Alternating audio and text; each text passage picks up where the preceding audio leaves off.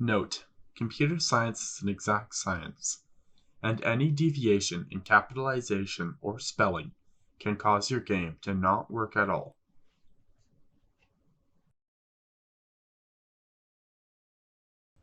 Hello there, it's me Brady. Welcome back to the Unity Crash Course series that I'm creating to guide users into creating their first game.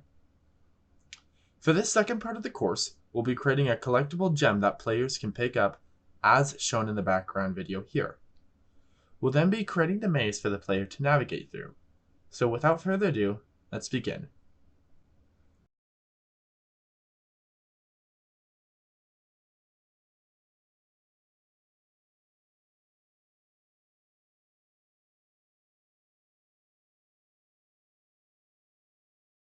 So for a review, in the last episode, we created this cube, which is able to move around. So we're nearing ever close to that game finalization. But we still need a big aspect of the game, which is the spinning gems that we can pick up. So to start creating these, we're going to come over here and add in another cube to our scene by right-clicking, 3D object, and then cube. Let's reset the position of this, then set its Y to be 0.5. Alright, and drag it away from our player here.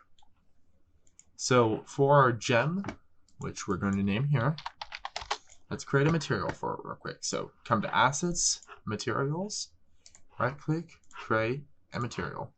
And I'm just going to call it Gem.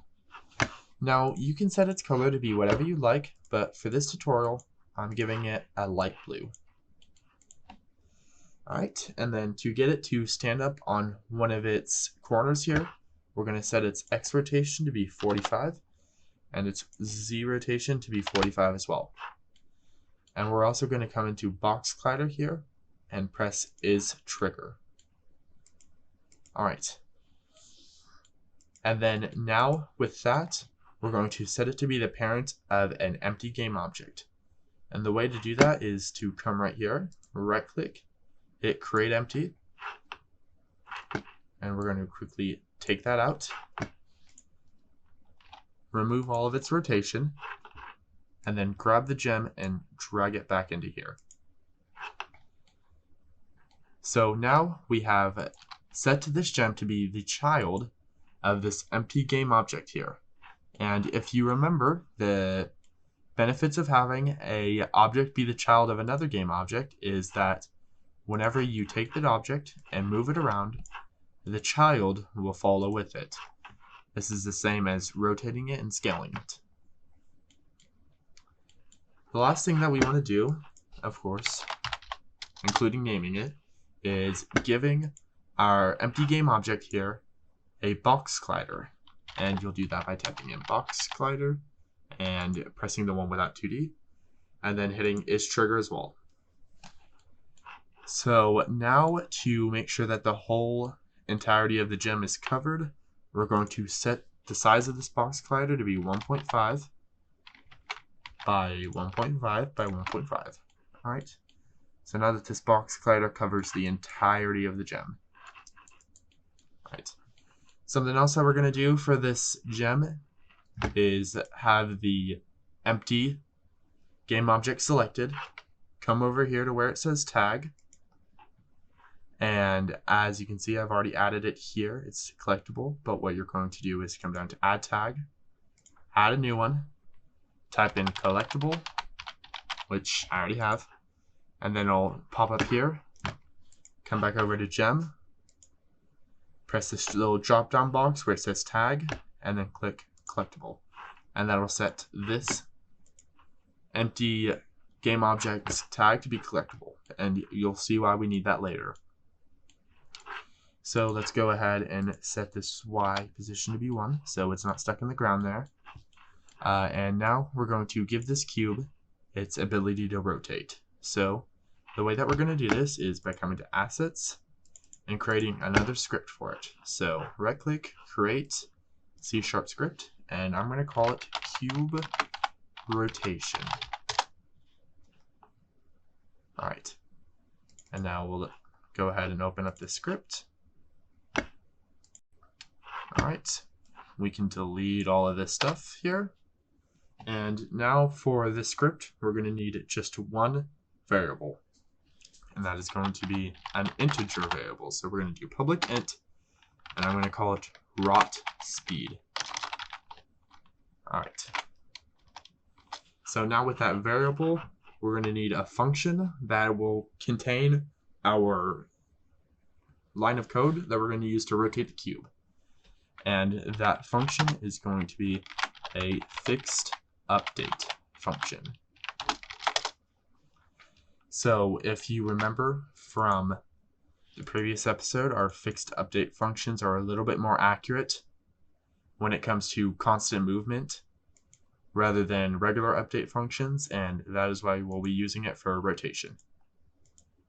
So now the line of code that we're going to use to rotate our cube is the following. This dot transform dot rotate parentheses rot speed times time dot delta time comma 0 comma negative rot speed times time dot delta time and semicolon.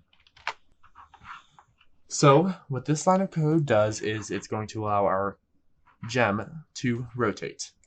And let me just break down this a little bit. So putting this right here references whatever this script is attached to. So for this instance, our gem, and it's going to on its transform rotate it on the x axis by rot speed times time dot delta time, on the y-axis by 0, and on the z-axis by negative rot speed times time dot delta time. So what time dot delta time is basically in our update functions. Of course, they run on every frame that's loaded in. So if this were to be without time dot delta time, it would rotate very quickly. In fact, you probably wouldn't even be able to see it or notice it, and it might even crash the Unity engine. But putting time dot delta time here causes it to rotate at a much lesser speed that you can notice it, and it's just regularly rotating. So in instances where you are doing stuff like rotating or moving in a fixed update, you'll put time dot delta time. So now with this script finished, we're going to minimize Visual Studio and wait for it to compile. Then we're going to come to our cube gem here, take the script, drag it onto here. All right, and then in my opinion, the speed that I'm going to put for my gem is 45 because I believe it's good enough to see it spinning where it's not too slow but not too fast either. And what you can do if you'd like is load up into game view, walk over to your cube. Where did I put it? There it is. And see it spin, and then you can change this however you like. So maybe you want it a little bit faster and you set it to 90, you can see it spinning. Or maybe you'd prefer it to be a little bit slower and you can set it to like 20. But if you are going to change it while the game is going, and when you stop the game, it is going to change it back to whatever it was before you started the game view. So you're going to have to set it to whatever you like to be. For instance, if you preferred it to be 20, set it to 20. But I'm setting it back to 45. So let's add the other bells and whistles that our gem here is going to need. So the first one that we're going to add is a light to our little gem here. So come up to the empty game object, right click, come down to light, and select point light. And that'll put a light in the very center of our cube here. And you can kind of see a little bit on the floor with the shadow being illuminated. So now in this light, we're going to come over here to its settings, and we'll set the range to be 15 and the intensity to be 1.25. Now you can set it to be whatever color you like, but I'm going to have it be a light blue. Something else that you also want to do is come over to your gem here down on Mesh Renderer, you're going to set shadows off. Alright. So now with that light selected, which we'll be able to see later once we add our walls, we are going to now add in a particle system. And the way that we're going to do that is by coming over to our gem here, right clicking, coming down to Effects and Particle System. So the purpose of our particle system is to make our gem look like it's sparkling. Okay, so what we're going to need to edit here with the particle system is the start speed. We're going to set it to 0.25. Alright, then we're going to then you can set the start color to whatever you like. Again, I'm going to choose it to be a light blue. Alright, then come into the emission tab and set the rate over time to be 20. And then in the shape tab, set the shape to be a sphere.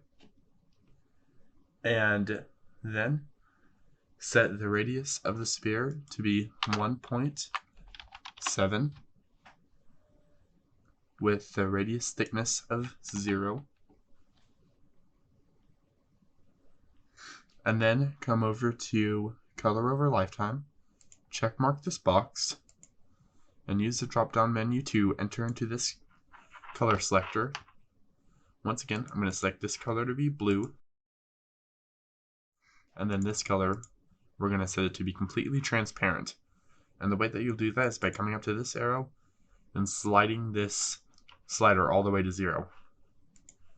And as you can see, it'll cause our colors to become transparent as they go on.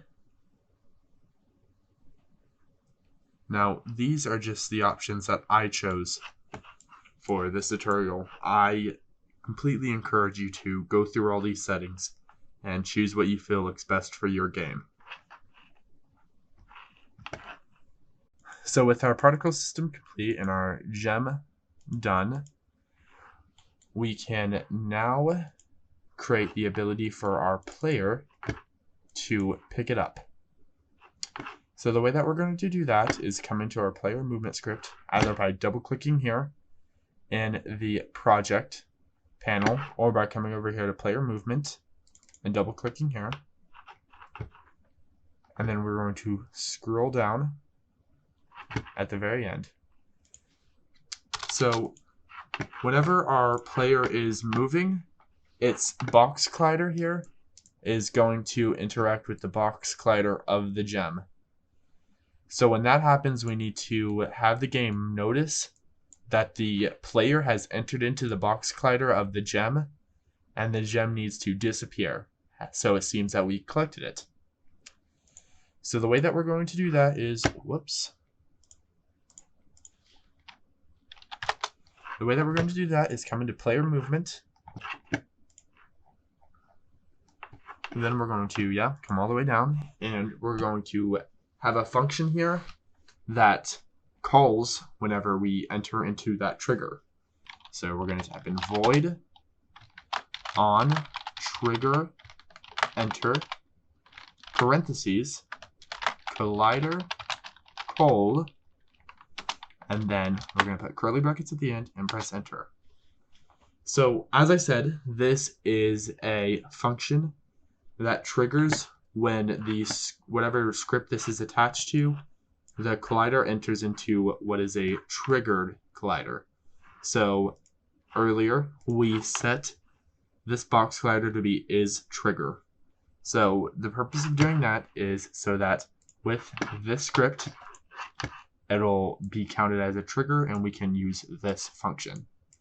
And collider here is necessary for the on trigger enter, and call is what is a reference to the collider which we entered. So in this instance, call is referencing the gem.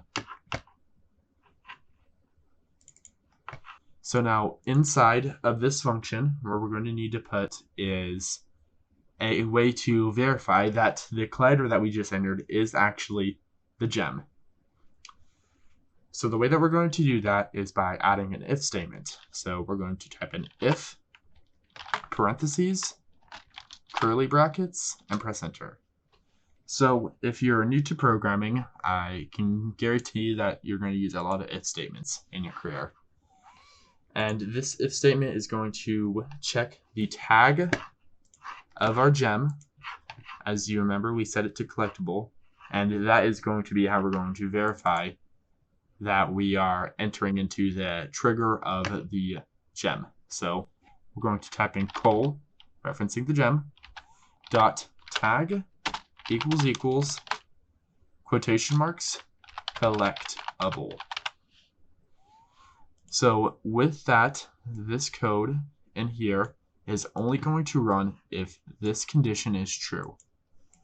So now this, of course, referencing whatever we entered, dot tag, checking what tag we have selected, is, only going to run if it's collectible. So the reason why we set it to be these two equal marks is because that is how we'll do it for all if statements, unless we have a boolean here. So we don't need to worry about a boolean because we'll go over that in a future course. We won't use that for this course. But for every other instance besides a boolean, we'll use equals. So let's say we were going to instead put, we can put an or operator here. These two lines here mean or. Let's say we're going to put if 1 equals 2. So that would be the only way to write down this, to have this if statement run if these two happen to be equal. So we could also put is greater than or equal to 2, or we could put less than or equal to 2. Just putting these two equal signs or putting another thing with the equals is the only way to do that. You could also put is not equal to 2, and it would run because that'd be true. So yeah, I can only use those two if it's not a boolean, or can only use 2 if it's not a boolean. Otherwise it would not run. So moving on, the code that we're going to put in here is code to hide our game object, our gem. And that code is going to be col dot game object dot set active false. And we're going to put a semicolon at the end, of course. So what this line of code is going to do is it's going to hide our game object in our scene view. And if that is a little weird to think about, I can explain it a little bit better. So now that our script is done here, we can come over here and minimize our tab. Let it compile for a second. All right. Now we're going to come up to our gem, and whenever our player runs over our gem, what the script is going to do is deselect this little checkbox here. It'll hide it from scene view. It's what that does. So you can just spam it a few times and you'll see that checking and unchecking that box will hide and unhide the gem. So that is what that line of code is meant to do. And with that, we can run our game, and we'll see that coming over here to the gem and running over it causes it to disappear. So I can show that for you again. Yep, disappears. All right, so now with our gems created, we can now create the maze. Okay, so for creating our maze, there are a few ways to do it, but the most simple way that I found is by coming into hierarchy, right-clicking, and creating an empty object. We're going to reset its position. Then right-click on the game object and add in a cube. So now with this cube, we're going to set its scale to be 80 on the x-axis. Then on the y-axis, we're going to scale it to be 13. And then on the z-axis, it's going to be 1.8. Alright, so now we're going to take this large wall that we created, give it a material. I'm going to give it the red material that I created yesterday for this cube here, but you can give it whatever you'd like. And then we're going to move it on the z-axis to 40. And as you can see, it will take it all the way over there. So now we're going to come over here to our hierarchy, come to where the cube is, and we're going to duplicate it either by pressing Control D or by right-clicking and hitting duplicate. So now with this duplicated wall, we're going to set its C to be -40. Alright, so now we have two opposing walls. We just need two more. And the quickest way to add those two more is by selecting the empty game object that we created, duplicating it, and then setting its rotation to be 90 on the y-axis. And that'll rotate the walls as well with it, so that now we have this enclosed space. And now inside this enclosed space, we can create our maze. So the way to do this is by coming over to this area over here with this this symbol with the cube and all the arrows pointing towards it. We're going to press the green arrow at the top and then press the cube in the center, which will cause it to give us this flat down view.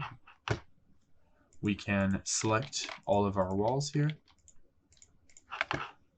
remove their shadow by coming over to lighting, cast shadows, and turning it off.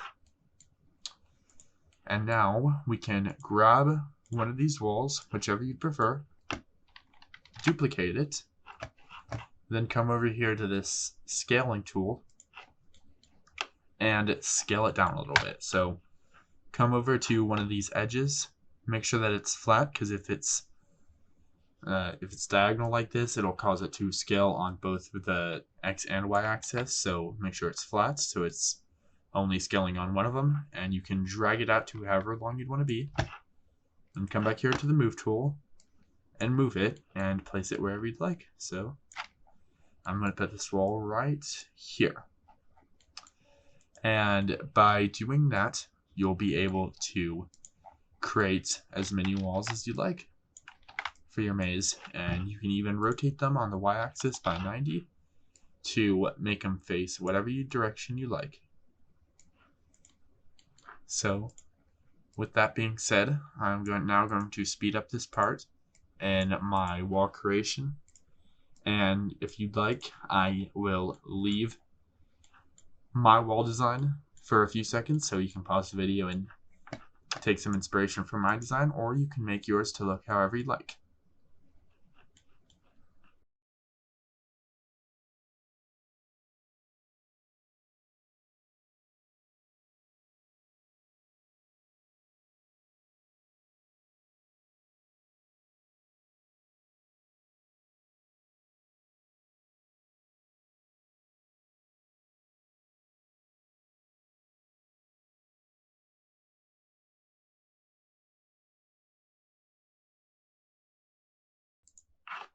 Alright, so here we are with our final product for the maze, at least for me, of course. Obviously, yours will probably look a lot different than mine, and will definitely have a lot more effort put into it than I did, because if you notice about halfway through there, I just copy and paste from one side to the other side. But you can make yours look however you'd like. This is how I made mine look. If you'd like, you can pause the video here and take some inspiration. But now we are going to take our gems and we're going to create them to be a prefab. So come into Assets, create a new folder, call it Prefabs, enter into this folder, and now we can take our gem right here and drag it in and create it to be a prefab. So there are many benefits to having prefabs here. So the first one is that we can just come to our maze. Let's set it back to be that view and take our gem and drag it on to wherever we want. So for this tutorial, I am going to be creating and using 10 gems. So currently I have 5, 6, 7, 8, 9, and 10. Now you can add however many gems you want to what you're seeing. You could have 100 gems, you could have 2 gems that the player has to collect. I will be having 10. Alright, and then let's grab all of these gems and set the Y to be 1, because I'm sure a few of them are clipping into the floor. And some more benefits with these prefabs is that we can actually enter into the prefab by double clicking it here and assets, and we can make whatever kind of edits to it we want. So if for some reason we want to create a big white box around it to completely block out the entirety of our gem, then we can just create this huge box, and when we exit our prefab, that'll be everywhere. That'll be how it looks with a white box. But of course we can go back and remove it, and as you can see, it has an effect on all of our prefabs. So let's say we wanted to change our color, we could very easily go gem by gem changing the color, but if you want to change them all at the same time, you can easily just come into the gem, go over to the cube, and give it a different material. And let's say I wanted to set it to the blue that our player is. As you can see, that change affected every single gem. So it's just nice to set it to a prefab in case we want to make changes or we want to easily drag it into our scene. We can do so. So I'm going to go ahead and change it back to be that light blue color. Something that you might notice when walking around your maze is that when you're walking up to a wall and then pressing another key like W or D, you're not able to move. You're pretty much stuck on this wall until you let go of W. And then you're able to move on this wall. So the same thing happens if I were to be walking against this wall by pressing A and then try and press S and W. It keeps me stuck on this wall and I'm not able to move. So it happens for this wall as well and for this wall down here. So there is a quick and easy fix to this. And the way to do that is to first off exit game mode. And you're going to come into your materials folder. And you're going to right click, go to create. And then you're going to come down here and press physic material. Now, you can name the physic material whatever you want. I'm just going to call it fix. And with it selected, come over here to its settings in the inspector menu and set dynamic friction to 0.1 and friction combined minimum. And with that change, you can come to your player and you see where it says under your player's box collider, physic material. Take that material and drag it and put it there. And now, if you go to one of the walls in your maze, you'll be able to walk against it and you won't get stuck. So, alright, and with that, that concludes this tutorial. So, in this tutorial, we were able to make our character go and pick up all those cubes, as well as add in a maze.